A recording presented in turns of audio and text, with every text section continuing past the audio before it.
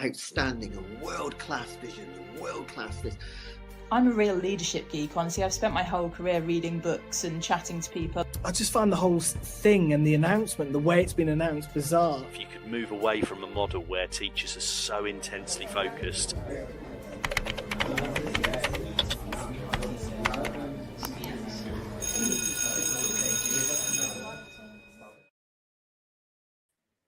Hello and welcome to the Late Late Show with myself, Lee Pace. If you're listening live, great to have you on board. If you're listening later, still great to have you on board as well. Got a really great show planned tonight, a really great show.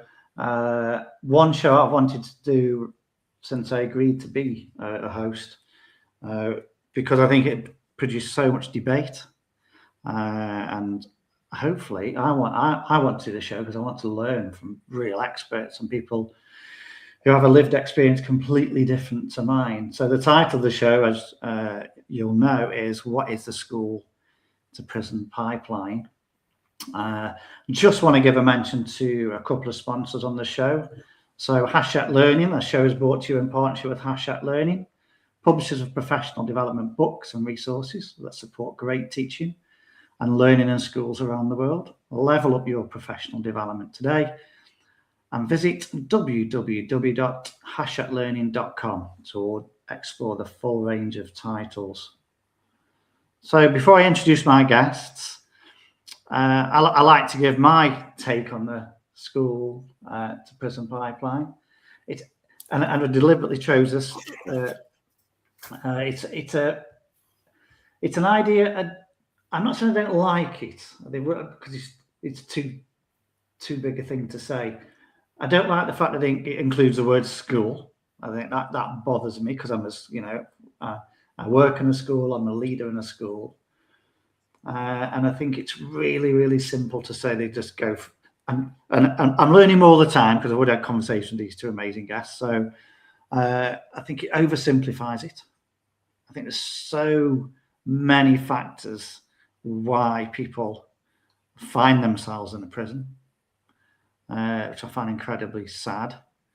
But I think tonight's show is about exploring that idea of the school to prison pipeline, but also thinking about what we can do as an education system and schools, because I think the two things are kind of different, really, to make it better, to give youngsters a much better chance. But before I talk too much and hopefully do a little bit of challenging, I want to let my guests introduce themselves. So if you don't mind, Graham, can I start with you, please? Yeah, of course you can. Thanks, Lee. I'm Graham Frost, and I was in Borstal when I was a very young man, a long time ago, because I got in trouble with the police and for burglary and theft. And then many years later, I found myself actually starting a community interest company called Heart Shaped Decisions about 3 or 4 years ago, which has led me into working in prisons with men who are doing, different lengths of sentences. I haven't worked with any women. And I also work with a charity which helps people when they come out of prison. And so I've probably worked with around about 200 men in prison over the last 3 or 4 years. And I have formed some opinions, about and spoken to quite a few people who've committed a lot of different sorts of crimes. I've talked to them about their background and how they got into crime sometimes, and got to know some of them quite well, and that has helped me to sort of form some opinions on the different reasons why people go into prison. Thank you. And David, if you don't mind introducing yourself a little bit. Thank you, Lee, and good evening, everyone. I'm David Breakspear. Like Graham, I've got lived experience of the criminal justice system, and I've also got lived experience of the subject that we're talking about, the school to prison pipeline. These days, since turning my life around, following my 9th and final prison sentence in 2017, I've been using my lived experience to not change the world, but using my lived experience to try and influence the way that people think. Because it's quite easy to see people in the criminal justice system as bad, when the majority of people in the criminal justice system are normally good people that have made bad decisions. And yeah, so that's me. It's really interesting to say that. A few years back, I worked in a school in Wolverhampton, and one of our parents was a deputy governor at Featherstone Prison. And he invited me and my friend Pep to do a couple of sessions. We were doing some philosophy in school, and we went into the prison to do some philosophy sessions with them. And what you've just said is exactly how I described these people that I met. That these are good people that made some bad decisions. Mm. And it's not just about making bad decisions or making bad choices. It's about the platform from which those decisions and choices are made from. Yeah. As I mentioned when we were talking before we started about how we view things from our own perspective, and about you shouldn't really judge someone until you've walked a mile in their shoes. No. So let's get back to the big question then. So what is the school to prison pipeline? Well, look, for me, the school to prison pipeline, I use it as a way of explaining, if you like, why the same groups of people keep ending up in the criminal justice system. Mm-hmm. And just to kind of, if you like, throw some figures your way. SEN students, special educational needs students, make up 17% of the school population. However, they make up 50% of all permanent exclusions. And I mean, well, that just on its own speaks for itself. Do you know what I mean? Making up 17% of the school population and 50% of permanent exclusions. Now, I'm someone who was late diagnosed. I wasn't diagnosed with ADHD until 2010. And as you heard, I hadn't turned my life around until 2017.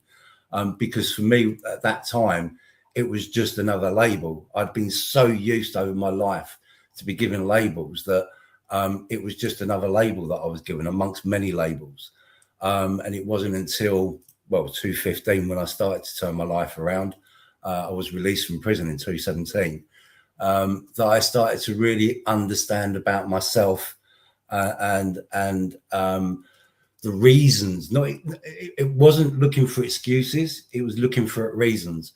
And the way I look at it is knowing that I was ADHD kind of gave me excuses, if you like, but understanding my ADHD is where I received or I got the reasons, and I was able then to kind of create for myself a map and find my own way out of the criminal justice system. But the reason why I'm saying that is because one thing that I'm really passionate about are children who are neurodivergent. And I think that we're unfortunately letting them down. And the figures speak for itself. Yeah.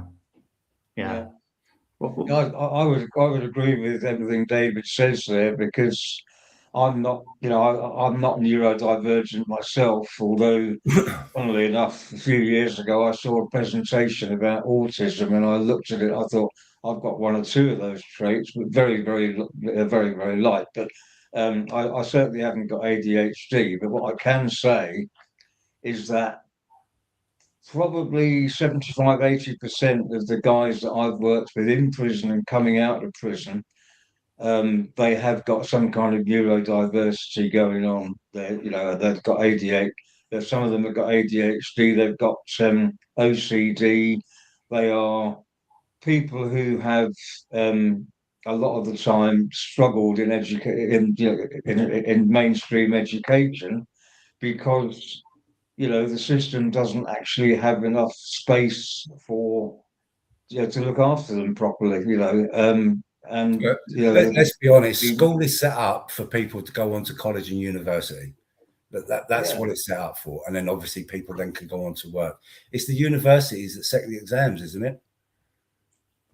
It depends. I think you've got the qualifications commission and people like that are different. I mean, for GCSEs, are different companies that set the exams, like EdXL and people like that.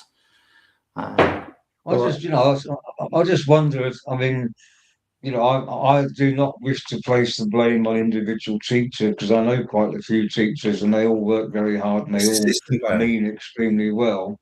Yeah. But I mean, I'll just ask the question: Are there any teachers who are actually neurodiverse themselves who can understand neurodiverse kids? I don't know the answer to that. No. Just to try and play a bit of devil's advocate, or from a place of naivety, really, I suppose. And you talked about neurodiversity. Also, I work with lots of neurodiverse children. How does the system let them down that leads them to perhaps a life of crime? Because for me, once a child misbehaves at school, we spoke about inspections, or you mentioned about someone coming into school for a couple of days. Imagine how that makes you feel, or we don't have to imagine. You know how, or Ofsted coming into the school, it must put people on edge, adult teachers on edge. Imagine a child that's been in trouble, and then all of a sudden they're put under surveillance, and it seems as if they're always under surveillance. And this isn't about children being defiant or children being disobedient, I suppose is another word. It's about them being, it's about what's going on the inside, not what we're seeing as adults. Yeah. It can mean that a child is overwhelmed. It can mean that a child is masking. Do you know what I mean? There's so many different things that it could be, but it seems as if straight away we're going to persistent and disruptive behaviour. Yeah. And one of the things we've done at our school, we started a couple of years ago. We worked with a company called Trauma Informed UK, and it covered all sorts of things. Obviously, the trauma and the adverse childhood experiences.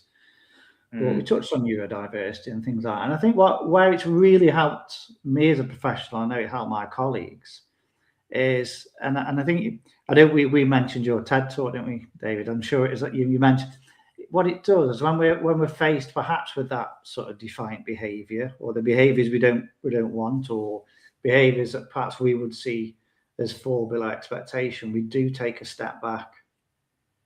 I think it just helps us to think, right, there's a circumstance behind this, rather than, because we as teachers, we're only human, aren't we, as teachers? So I think that's helped. That has helped. The problem is as well that there's too much inconsistency. It's like there's a head teacher in a school. It was in the press, I think, last year or the year before. A child was caught bringing a knife into school, and he brought the knife in to show his mates. There was nothing. There was no intention behind it, if you like, no violent intention behind it. Any other school, he would have probably been excluded, but they kept him in school, and they was able to educate him about why carrying knives is wrong. And the child went on to secure top grades in GCSEs. So it's like a sliding doors moment, isn't it? That headmaster could have quite easily excluded him, and yet he didn't, educated him in what he had done wrong, but hadn't punished him and given him the opportunity to kind of, get on with his life rather than have to survive for the rest of his life. Because the thing about exclusions is you're not just being excluded from school, you're being taken away from positive role models. You're being taken away from adult role models. And the chances are, for me, anyway, years ago, the only people that I was able to hang around with are other kids that were excluded from school, or adults that weren't working and were involved in a life of crime. So those people become my role models because I was so much spending time out of school. Excuse the dog, sorry. Let me mute that while I shut it up.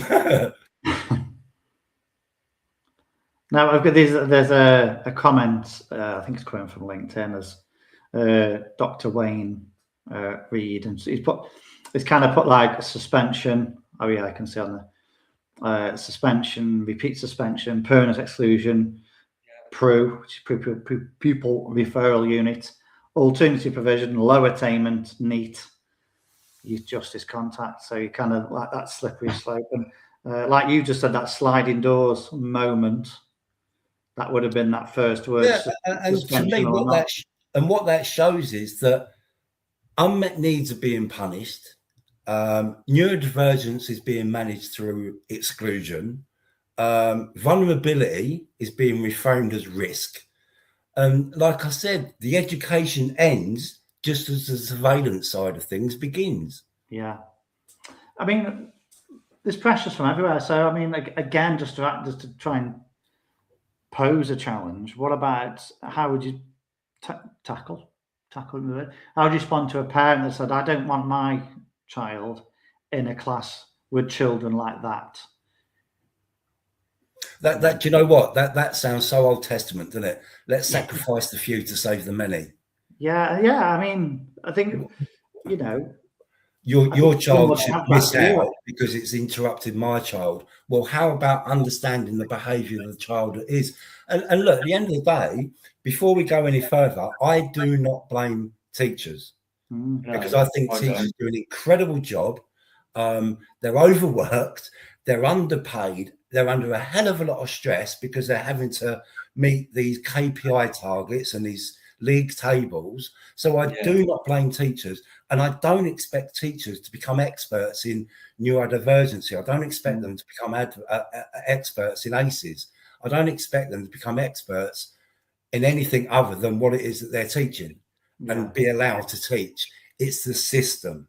Yeah, that's where it goes. It's the system. It's a system that needs reforming. We don't off-rolling exists because school league tables exist. If we didn't have school league tables, I doubt if schools would be excluding half the children that they're excluding. Yeah, that's absolutely true. Yeah, I mean, I think I got into trouble when I was the first time I ever got into trouble with the police. I was actually 11 years old. I was very compliant as a child because I had to be, because I was brought up in a very strict religion, and so at the age of 11, I rebelled by going shoplifting in Woolworths, and in those days. And I actually got arrested and put on probation for shoplifting in Woolworths at the age of 11. Yeah. Woolworths was great for nicking as a kid, wasn't it? I mean, but and I've actually asked many people the question. I do talks and that kind of thing. People say to me, and that wouldn't happen now. If you're arrested at the age of 11, you wouldn't get put on probation for shoplifting, and Woolworths doesn't exist anymore. But you wouldn't get put on probation. And then my family kind of ostracized me, and that was the beginning of the sort of rebellion that ended up with me leaving home at the age of 17, and then getting into bad company and getting done for burglary and theft, and that's what got me into Borstal. So. You don't know what is going on in a young person's life until you get to know that young person. Yeah. And when I was at school, I was very compliant. I just used to sit there and do what I was told, because it was in the days, I went to school in the 60s and early 70s. And you had to be compliant at school, otherwise you got stuff thrown at you, or there was still corporal punishment. I never got the cane. I was sent to the headmaster's office once. I was literally terrified. I thought, that's it, I'm going to get the cane. I didn't, but that was enough to make me compliant. But then, funnily enough, there was one, and I always say this, if ever I talk to teachers that I know, I always say that there was one person in my secondary school in London, because my family moved from Essex to London, which was quite a culture shock in those days. And I'm glad it happened, because it actually transformed my life. But there was one teacher who kind of took me out. Well, she wasn't a teacher, she was actually the school librarian, who took me under her wing. And I know, Lee, we've had conversations like offline about, there's a young person that comes and sits in your office and talks to you at lunchtime. Yeah. And you built kind of a rapport with that young person. And I think it's important, kind of outside of the teaching relationship, if you see a young person, you think that young person's struggling, to try and maybe build some kind of rapport with them, so they trust you enough to talk to you about whatever's going on in their life. Yeah. And I know you do that. and I'm sure many teachers and teaching assistants do it, and indeed librarians. It was a librarian who was almost like my saviour, and she said to me, come and work in the library, come and volunteer in the," and I went and volunteered in the library. Actually, it was to get out of PE because I hated PE. But you know, I look back on, and her name was Susan Martin, and I often she'd be in her 80s now, if she's still alive. But you know, I look back on her, and she was one of the positive influences in my life. And you know, teachers do have that fantastic opportunity to be a positive influence on a young person who's having a troubled life. See, my problem, Graham, is I'm the youngest of 6, so I've got 2 brothers and 3 sisters, and I had to follow them through infant school or primary school, whatever you call it these days, and junior school. And of course, as a child, one thing that we all struggle is an identity. So you can imagine that, and it wasn't just at school as well; it was in my own home. But I'd be called by my siblings' name before I get called by my name. In the community, in the local community, it's like, oh no, it's not Kevin, it's here. Oh no, it's David. So, and then I'd be in school and it'd be like, you're not like your brother, you're not like your sister. Oh, you don't, you're not, you know what I mean? So it's like as a kid, I'm always being compared to one of my siblings. And then when I hit the secondary school I went to, 2 of my cousins had gone there, and they were quite badly behaved. And as soon as I was behaving badly in that school, you're just like your cousins. So I was being, that kind of behaviour was being validated. It's like, great, I've got an identity. And it's like I became challenging, disruptive. I became a troublemaker. The schools were happy to label me a challenging, disruptive and as a troublemaker. So that was my identity. And my purpose was to play up to those labels as much as I possibly could. I went to, I was under a child psychologist, I can't remember which, but he diagnosed me as having conduct disorder. And it was like, it was another label to play up to. Do you know what I mean? I was a class clown already. My kind of schoolmates, classmates, if you like, expected me to behave in a certain way. Some of the teachers wouldn't even let me in their classroom. Do you know what I mean? But my behavior was so bad in their classroom. So I was buggered before I started. Do you know what I mean? Following. And the thing is, it's that how often do teachers do that? How often do teachers expect a sibling that follows another sibling to be exactly the same as that sibling that's already gone through, whether it's positive or negative? It's like we have to look at each child as an individual. And that's the thing. If you come from a certain postcode, teachers going to have, in particular schools, teachers going to have unconscious bias towards that postcode. There's probably teachers that are going to have unconscious bias towards colour, race, religion, gender, even these days. So there's a lot of unconscious bias, I think, that needs to be addressed as well in our schools. Yeah, we all carry unconscious bias. We've got to admit that we carry unconscious bias. Again, I said to you before we started that I don't know. It's only because I was involved in the criminal justice system and for so long that I care and that I want to use my lived experience to try and influence change and to influence the way that people think. But if I hadn't been involved with the criminal justice system, would I be someone that would be directed by, would I have a set of blinkers on and be directed by the media headlines? And that would be how I saw the criminal justice system, from the perspective of a Daily Mail headline, if you like. And no one wants that perspective. However, I can't say that I wouldn't have had that perspective because I don't know do you know what I mean? I don't know what my perspective would have been. Yeah. It's only because I spent so long in the criminal justice system that I have that perspective. And again, I don't do it because I'm wrong. Do you know what I mean? It's like I'm doing it for a reason. I'm sharing my lived experience because of all the people, and Graham mentioned it earlier, all the people that I've met in prison, in the roles that I've covered in prison. Since I've been out, I've gone back into prison over the years as well, talking to the lads. It's the same old story, time after time after time after time. And there's I don't think we mentioned it, but I'm also not bad for someone kicked out of permanent school at 14. but I'm now studying for a master's in applied forensic psychology. And I don't believe that's the potential that's only just come to me later on in life. I think that was a potential I've had all my life, because I've always enjoyed education.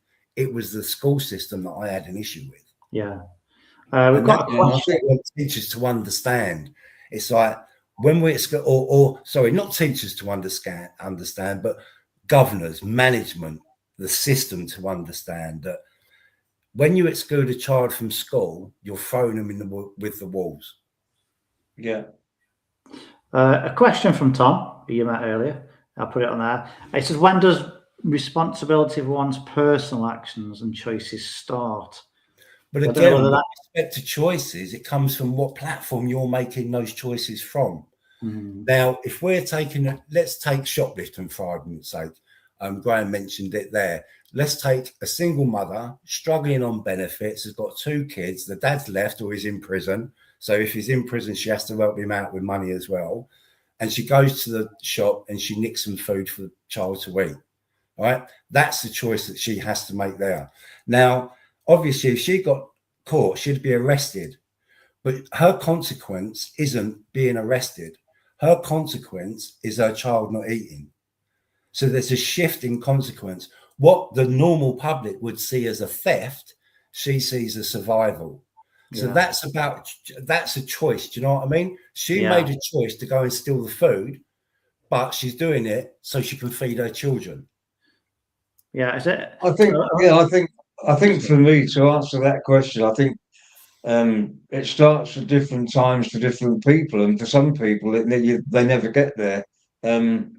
For instance, I mean, I was talking to a guy in prison. I'll never forget this particular guy. I never forget a lot of them, but he's actually an IPP prisoner, which means he's serving an indeterminate sentence. And I've met him a couple of times, and I'm hoping to meet him again actually later this year. And he started off. His father didn't figure in his life at all. His mother was a drug addict, and the first time he got nicked, he was 8 years old. He got nicked for stealing money from the church, because the church was just down the road, and he knew there would be money in there because he'd been to church and he saw people putting money in the collection box, and so he knew there'd be money there. He went to the church to steal the money, to go to the shop and buy food for him and his sister, because his mother had no money because she'd spent it all on drugs. And that was when he was 8 years old, and that's the life he knew. And he told me, he said, he'd spent all his life in and out of prison from the age of about 12 or 13 in secure units and one thing and another, because he literally hadn't had any positive role models in his life at all. He didn't know how to be, but he did take responsibility for feeding himself and his sister. You could argue, but I take responsibility for all my actions. Do you know what I mean? It's like, however, when I was at school, and we're talking about the 1980s, I had undiagnosed ADHD. I didn't know that. Do you know what I mean? I didn't understand why I was doing the thing. I didn't do things because I wanted to do them. Do you know what I mean? I'd done them kind of automatically, impulsively. Yeah. Do you know what I mean? Without thinking, taking risks without thinking of the consequences. Do you know what I mean? So I understand the question about responsibility and choice, but we don't allow young people to vote until they're 18. So if we want to go down that line, then we can say when someone's 18, that's when choice and responsibility becomes a legality, if you like. Yeah. I remember talking to one of the inmates. I don't know how to refer to it, a prisoner inmate. And they were talking to about a story of when they got a puncture. And they went to change the wheel on their car, but they didn't. They couldn't find the spanner. There was like a big spanner in there with it, and then so he walked to Halfords and just stole one. It never occurred to him that he might need to pay. It's just because that's not how he lived. So it wasn't even that he thought about the consequence. It just wasn't what he did. He never entered his head to pay for it. And I found that amazing, and that's why this is so interesting for me, who has no lived experience of your experience. If we talk about pipeline, I'm at the other end. the time when consequence hit home was when the cell door shut in prison on your first night. Yeah. That's when or when you're sitting in reception of a prison and you've got 4 years up your jackseat. Yeah. That's when it's like, that's when prison's a deterrent, not when you're in society. Yeah. Because if prison was a deterrent, if prison did what it was supposed to do, we wouldn't have as many people in prison as we got now. No, and another thing, when I was talking to the deputy governor, I know, but he said people do complain about prison's not harsh enough, or prison's not this and prison's not that. Yeah, people do never been in prison. Yeah, but what they do forget is actually these people have to go back out and live in the community, and we have to prepare them for that. You know, in a perfect world, there'd be taxpayers and you know, good members of society, I suppose. And that's a lot better word. People are only one mistake away from going to prison. Yeah, yeah. Or I just have another one. I'm not over the limit. Get involved in a crash. You're over the limit. Drink driving. Someone's been killed. Whatever. Boom. Your whole life is going to turn around. Yeah. There, but for the grace of God, go I. Some people need to look at it as. And in school, that's really interesting.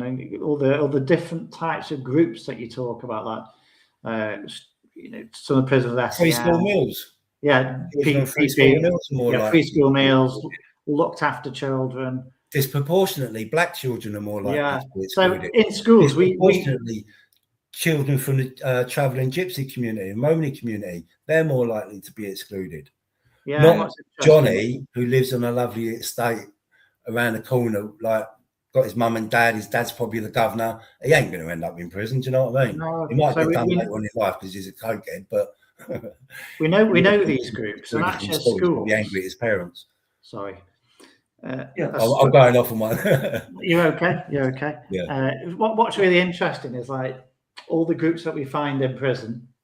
Those are special educational needs, who've been on free school meals, being looked after in care, being excluded. Schools are aware of all these, and actually, I suppose we do attach some risk to them, but not in terms of going to prison. The risk we attach to them is they may not succeed in academically. So that's what the school really is bothered about, isn't it? But so surely that duty of care should extend beyond that, and that kind of right. Okay, if we exclude this child, and you've got to consider their path as well, their kind of backgrounds as well. It's like if they come from a family that have got a criminal past or are involved in criminality, if they come from a family who have a negative view of the education system, what chance have they got? Yeah. Where's the responsibility on society and the education system to give that child the best opportunity to make the best choices in life? There's responsibility and choice. Yeah. So good. And this, I think this ties in perfectly. Tom again. Thanks, Tom. So how do we prepare them for that choice or that responsibility at 18? I think it's getting back to a comment you made a little while ago. We build responsibility slowly, didn't we? Because at the end of the day, and the thing is, like Graham said, it's subjective to the individual. We talk about girls and boys in the criminal justice system, it's said don't mature until they're 29 years old because of the environment and everything else that goes on in their life. So although I mentioned about 18, it's like, I'm only saying that because that's the age that we're legally allowed to vote and buy alcohol and gamble. So like when you think of responsibility and choice, there's a lot of responsibility and choice involved in those things that I've just mentioned. So, but yeah, so it's like, it comes down to the individual, doesn't it? It's like when it's responsibility and choice gets drip fed. When do they introduce options? Because it's like when you start school, you have to do what it's expected of you, aren't you? Yeah. Then you get to a certain year and you're allowed to choose certain year 9. Year 9. So when they're so 13 to 14. Kind of choice and responsibility comes with age, doesn't it? As you get older, you're getting more and more responsibility. It's like you can drive your scooter at the age of 18, but you can't a 750. You have to be a certain age to drive a 750. You can't go out and drive a HGV straight off. You've got to have a license for this. Do you know what I mean? It's like responsibility and choice is a kind of sliding scale. The older you get, the more responsibility you should have. And hopefully that leads you have more choice. But again, choice is something that's subjective. It's about what kind of choice and opportunity that child potentially has. Yeah. And again, if he's coming from that kind of disadvantage, social, economic, whatever background, then his choices are going to be a lot less limited than someone else's choices. Yeah. One of the ideas the government are putting forward, or they have put forward, is that if there is a suspension, and I think don't quote me, I'm just trying to remember. Turn away, please. Yeah, so they do it internally. Now, resources aside, let's imagine the school has the resources and they're going to put some money into it. And they serve that suspension, say it's a 3-day suspension, they serve it within school. What do you think would really help them during that 3 days to make it incredibly productive? Because that would turn it on its head a little bit, wouldn't it? The sanction is, I suppose, that suspension, but it's not necessarily then as they won't be as isolated. But what should happen with them? We want How much? sorry, but I was going to say we want children to fall in love with learning. If you fall in love with learning, you're going to learn. And the way to do that is something that I was involved in a few years ago through the University of Gloucester, was something called RENYO, which is reintroducing education into young offenders. And basically there was something in there called authentic inquiry. And it's sitting the child down, speaking to the child and finding out what their interests and their likes and everything else are. And they've done this with children in a secure unit. And I was fortunate enough to be involved in a meeting where one of the managers brought some of the work into the meeting from some of these children in Vinnie Green secure unit. And the work that they produced, and we're talking about children that hated school, absolutely hated school, and they're designing these brochures that are, I mean, like they've been designed by university students, let alone children that are in a secure unit up in Bristol. It's just, it's about getting children, loving, love learning. Yeah. I'm really struggling with a cold, by the way, so I apologise. No, it's okay. Certainly not. I'm just playing the devil's advocate.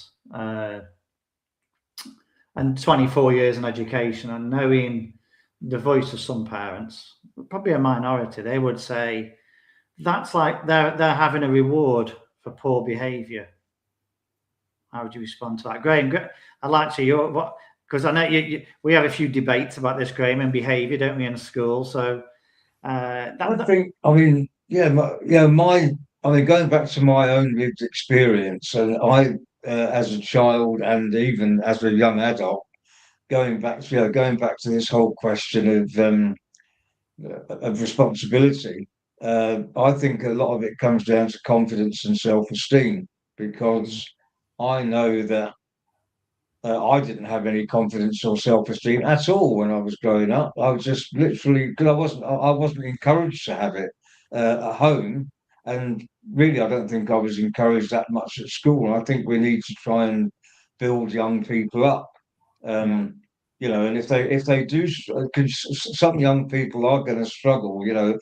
I've only ever any good really at one subject at school, and it was English. I excelled at English. I loved reading. I loved writing. I still do love reading and writing. Anything, in years that I've sort of come afterwards, I've got more into history and a little bit of geography and that kind of thing. But I wasn't. It wasn't made interesting. How can we make education more interesting and engaging? How can we make young people, like you say, love learning? Maybe not everybody is going to love every subject. I was never going to love maths. My partner, on the other hand, loved maths and hated English, and she's ended up doing a job that involves her love of maths, and she can sort out a mathematical problem. Whereas I've always done things that have involved English, either speaking or writing or whatever. But for me, it's really about trying to, education should be about trying to get every young person to be the best they can be at whatever whatever their talent is, whatever their skill is. Yeah. Because you cannot turn every young person out to be the same. No. Um, Are you suggesting And that's what schools are, aren't they? And not only are they one size fits all, but they're also designed for neurotypical. Yes. School isn't designed with neurodivergency in mind. The same as the criminal justice system, courts, police stations, prisons. None of it are designed with neurodivergency in mind whatsoever. It's all designed by neurotypical for neurotypical. So if you've got a child going to school with undiagnosed neurodivergence and no one knows about that neurodivergence, they're going to struggle in school. So for me, one of the best things that schools can do is screen at an early age and continue screening. I mean, I'm no expert, but I'm sure there are periods through a child's life where screening could take place to try and unearth that any neurodivergence that may be sitting there. And not only will that give that child the best opportunity in life, it'll give the school the best understanding of that child to give him the best education in life as well. But again, it's not teachers. It's like teachers need help. They need support. Yeah, of course. Teachers are there to teach. It's that simple. Do you know what I mean? You wouldn't run into a hospital to get a surgeon to go and change a tyre. Do you know what I mean? No, I think it's a trial that. I mean, you wouldn't ask the mechanics to go and do a heart surgery on your missus. Yeah. You'd get a surgeon to do it. Do you know what I mean? So teachers are there to teach. However, there needs to be a lot more support around those teachers for the children that not only is great for the children, but is also great for the teachers as well. Yeah. And that hopefully would lead on to more teachers being retained. I can imagine a lot of teachers smiling when you said we're here to teach. Well, you are. And having that support around us. You go to school, you go to college, you go to university, the main path into teaching, to teach. Do you know what I mean? You don't do 10 years of studying to become a doctor to then become a fisherman. Do you know what I mean? No. You do it so you can teach. Yeah. You don't do it so you can diagnose children. You don't do it so you can be a mental health expert to a child. You do it to teach. But that doesn't mean to say that those resources should not be available in schools for children. Yeah, it would be good. I'm just going to do it costs £300 million now to build a prison. Imagine investing that now into schools. Yeah. The impact that would have in 5 years' time, 7 years' time would be massive. That's one prison's worth of money. That would probably shut 3 prisons. Do you know what I mean? Yeah. We need to invest in our children so we can protect our future. Otherwise, we're going to end up with a prison population of about 150,000 in another 10, 15 years. Yeah. Yeah, but it costs £55,000 a year to keep somebody in prison. You could actually, I mean, it's actually more expensive than sending a child to fee pay in school. You know, you could sort out the homeless situation by paying people's rent. Do you know what I mean? It's like it's give someone some like get involved in criminal justice system, give them 30 grand. Be a lot cheaper. Do you know what I mean? With 30 grand, they might be able to build something. Just a quick segue. I just need to do a quick mention again. No worries. I'll come back to you in a second. So, just want to remind viewers, listeners, about Teachers Talk Connect, and that's back, our annual CPD and networking extravaganza. Join the TTR team on Saturday, the 14th of March in Manchester. Tickets are free. What are you waiting for? Head over to ttradio.org/connect26. So yeah, back, and I did actually read, Graham, the cost. I did actually read the cost of keeping someone in prison is £55,000 a year. That's the average. That's incredible. That's the average. I mean, that's the average. You look at somewhere like Wetherby, where it's like 12 to 17-year-olds. Forgive me if I'm wrong, but I'm sure it's 12 to 17-year-olds. It's like 155,000 a year. Yeah, there is a. It's a sliding scale.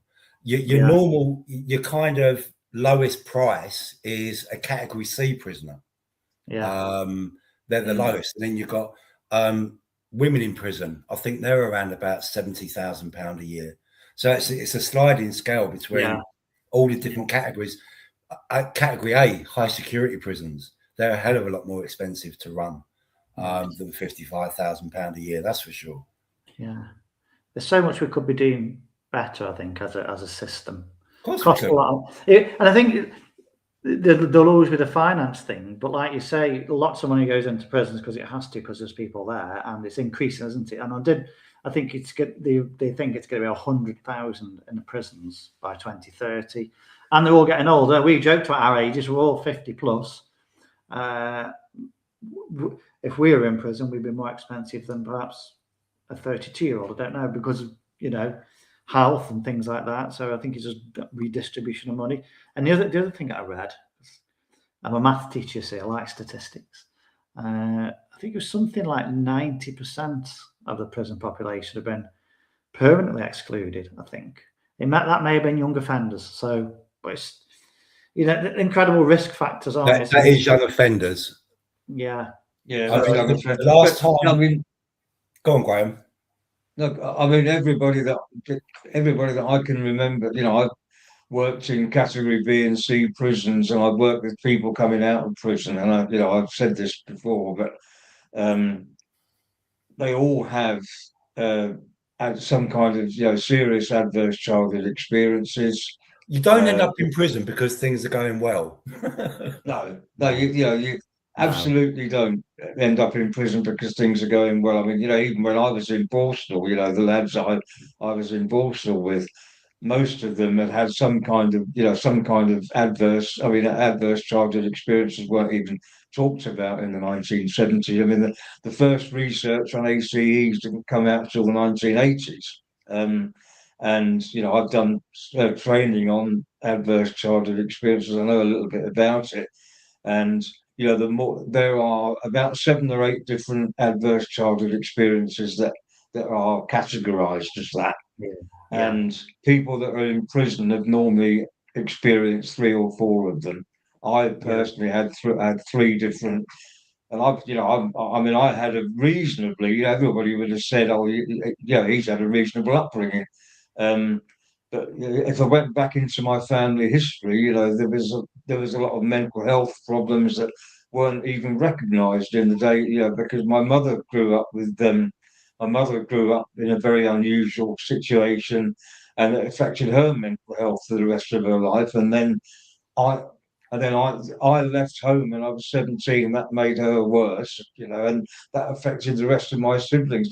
You're the youngest of 6, David. I'm actually the eldest of 6. So so I was supposed to be the role model for the other 5, and I was actually the black sheep of the family, and I was the one that got everything wrong. So because I didn't stick to what was expected of me.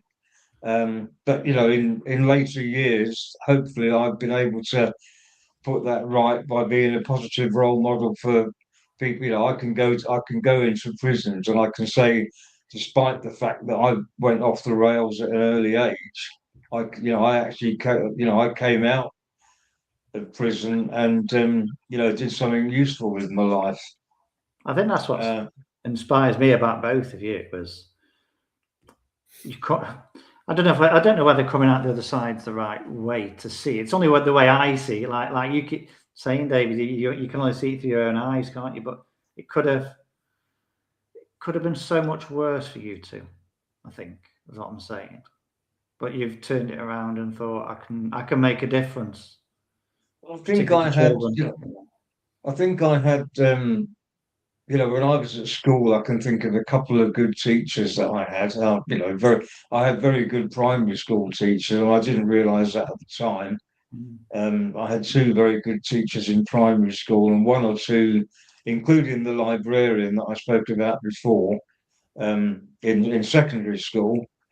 But then when I was in Borstal, there was a couple of officers in there that actually took an interest in me, and they one of them actually sat me down one day and said, what are you doing with your life? You're not a criminal. And that was probably, in all honesty, going back to the question about responsibility, So I was like 19 or 20, and I suddenly thought to myself, it's actually up to me to change my life. And luckily, it happened to me at that age, and not maybe 20 or 30 years later, because I could have carried on following. When that happened to me. I could have carried on, following the bad people. I mean, I got into trouble because somebody else suggested to me that it would be a good idea to start burgling hotel rooms and nicking travellers' checks. When I was 18, I was a very impressionable and naive 18-year-old, 18-year-old, and I needed to stop following the wrong people. Fortunately, I learned that lesson, and hopefully I've been able to give something back now by helping other people to maybe take a little bit of responsibility for themselves. But it has to be. I mean, I've spoken to guys very recently who are in their 40s, and they come out and they say, I'm absolutely fed up with going in and out of prison. I've got to do something with my life. I've got to change. But they have to make that decision themselves. Nobody else can make it for them. Yeah, I think one of the things we do well at our school, so I'm really, really proud of, is we get to know the students the best we can. And not because we have to, it's because we want to.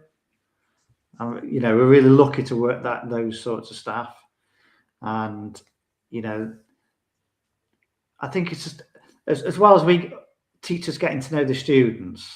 I know I'm getting into teacher mode now and lecturing. Letting the students know you a little bit. Yeah. Perhaps don't take yourself too seriously. So So for example, in our year 8s, the girls might have their hair combs out, and they shouldn't have their hair combs out in the classroom. Really, not really. They shouldn't. And I'll say, I'll take that off you, and I'll use it for my own hair, and just little things like that. They really respond to that. You can poke a bit of fun at yourself. You are human. I live in a community where I teach. And I bet there's a better outcome than just snatching it off of them. Yeah, definitely. And I think there you go. It goes all the way back to that. Not necessarily being trauma informed, but just seeing the situation perhaps in a different way. Just very slightly different. And it's a few years ago, and a boy was teasing me for being bald. And I'd say it because I really, really don't mind. But I'm also aware that some men don't, really, really bothers them. So I spoke to this boy. I said, I think it's really funny when you're teasing me and stuff like that. But I don't want you to get in trouble, somewhere else where you tease someone and get hurt, because. But that's it comes back to that personal responsibility. I think the boy would have been 13 then, so he perhaps wouldn't know where that balance is, and it's up to us to just help them and guide them towards that as well. What you do as a child, you push boundaries. If you don't push boundaries, you won't learn. Yeah. You end up becoming a politician. Yeah. What was it called? I've been called a kiwi fruit. I think that was my best name. So. But I think it's having yeah, you get it. So I suppose have the boundaries. I think we touched on consistency. You talked about that teacher, being consistent. We try and be consistent with our approaches, but adaptable as well. I know some schools go very, very, and we're stepping into behaviour policies now, aren't we? But they go very, very zero tolerance. And I think you need consistency, you need the rules, because it's like little mini society schools, but also that adaptability. And also like you say there, Lee, that schools are mini societies. And when you're excluded from school, you're being excluded, it feels, from society. Yeah. It's as if you're the problem, you're the issue, when it's probably not. It's what's going on inside that the issue is. And it's just how that behaviour, we all know that behaviour is communication, and it's about asking the right questions so we can get to that communication. Do you know what I mean? What is this behaviour for? Why is he exhibiting or she exhibiting this behaviour? Yeah. And getting through that. And that for me is the important part of early intervention, because once someone gets excluded from school, I'm not saying it's going to happen to everyone, but you're in survival mode.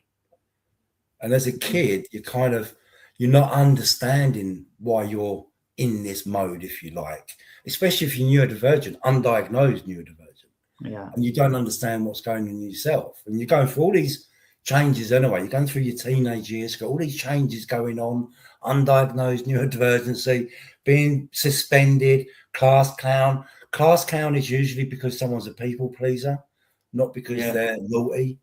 And do you know what I mean? That's where they're getting their passion or their kind of zest for life from, by being the class clown. They don't usually start off as a class clown. They do one or two things and they get labelled as a class clown. And as I say, once you start getting these labels, they're the labels you start playing up to. Yeah. There's a couple. There's two footballers. Ian Wright. I'm sure everyone knows what I'm talking about the Ian Wright one. Where he met up with one of his teachers. The teacher. But there's also, I saw, remember the old Man United goalkeeper, Peter Schmeichel, Danish Peter Schmeichel. Yeah. When he was at school, his teacher, you're going to play for Denmark one day. You're going to play for Denmark one day. You're going to play for Denmark one day. And he played for Denmark one day. Yeah.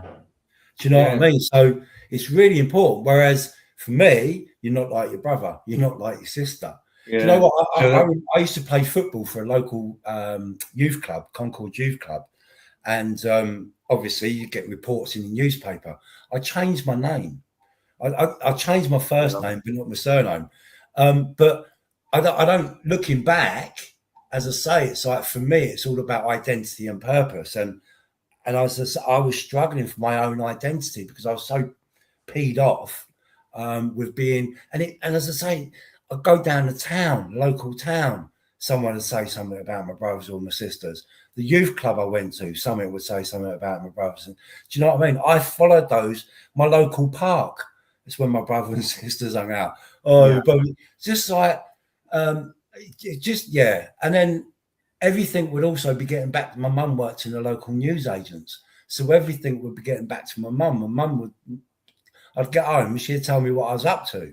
Oh, you were seen in Woolworths nicking stuff. You mentioned Woolworths. Yeah. You was in Woolworths nicking stuff. W.H. Smith nicking stuff. Such and such. See you throwing something at such and shouting at the police. Do you know what I mean? It's like, so even more I was feeling under surveillance. So again, I had all of this kind of chaos going on in my brain with the undiagnosed ADHD and everything else, struggling for an identity, struggling for a purpose. And all of a sudden, like, I'm given these labels and it's like, well, hey, I know who it would be now. I play up to these labels and I go out with these other friends, so-called friends, start getting involved in crime, start getting pats on the back. You're brilliant at this. You're fantastic. You're great. All positive validation, but it was all positive validation in the criminal justice system and not in the education system. Yeah, too late. Yeah. Before we sum up, I'll just do a quick shout out, and then we'll come back and we'll sum up. That's been an hour, but I'll be back. Just give me 30 seconds. So this show is brought to you in partnership with Hachette Learning, publishers of professional development books and resources that support great teaching and learning in schools around the world. Level up your professional development today and visit www.hachetteLearning.com to explore the full range of titles. Okay, so going back to the original question, what is a school to prison pipeline? I still don't like the phrase, because I think school, because I just worry about schools, but I could absolutely, I just learned so much. And I think that idea of under surveillance, that's hit a bit home with me, I think. So how do we, like I say, imagine how you feel when you've got Ofsted in your school. Now imagine a child that has to go to every class with his report card. Yeah. It's either going to work or it's going to send them completely the other way. Yeah. But it only worked temporarily. I mean, my report, when I used to get put on report, we used to get given it on a 1/4-inch bit of plyboard, A4 size, and it'd be sellotaped to that. And you'd have like, my report, excellent, very good, excellent. Next week, when I'm off report, get out of my classroom. Yeah. It's that masking and playing up. Do you know what I mean? It's like, right, I better behave myself because I got this. But it was just, but then even that got too much. I'd been there. be walking home from school and I'd throw it over the railway lines or whatever. But I think I think it's about, really, and it's very difficult to do when you've got a class of, I don't know, 25, 30 young people. That's why they need support. That's why it's not the teacher's fault. Yeah. We can't expect the teachers to do everything. Do you know what I mean? No, not for the teachers to do everything, but they need support. They need. I guarantee you that 99.99% of teachers would want every single child to be successful in life. Of course. Of course they would. Of course they do, and they don't go out of their way to ruin a child's life through exclusion. And that's not. You don't go into teaching to not care about young people. It's a caring profession, isn't it? If you wanted money, you become a footballer. Do you know what I mean? Or a darts player. You can't all do that. You wouldn't go into teaching, would you? Because it's like it's a thankless task. You get blamed for everyone, but then I honestly feel sorry for teachers. I don't feel sorry for the education system. I think the education system is failing not just our children, but also teachers. Yeah. Okay. And I think with that, we'll finish. But Graham, thank you very much. It's just been fascinating learning even more about you. I know I've known you for a few years now, but you just do incredible work, especially with the Release Mates. So look out for Graham and his work with the Release Mates. I second that. Great work. Yeah, it's amazing work. You. And, Thank you. Whilst in a perfect world, we never want to pick up the PCs, but you're making a difference. You're giving people a chance. And David, thank you as well. Thank you. Just thank you for agreeing to be on the show first. Thank you for providing the platform, mate. I'm just as grateful because without platforms like this, not only would I be talking in echo chambers, I'd be talking to a brick wall. Do you know what I mean? Yeah. So it's nice to be able to have these sort of platforms so that I can speak to people that I wouldn't usually speak to. Yeah. And I've learned so much as well. I really have. Thank you very much. And I hope you've enjoyed the show, everyone. I know I have. Final thank you to Graham and David. Thanks all. See you soon. Thank you.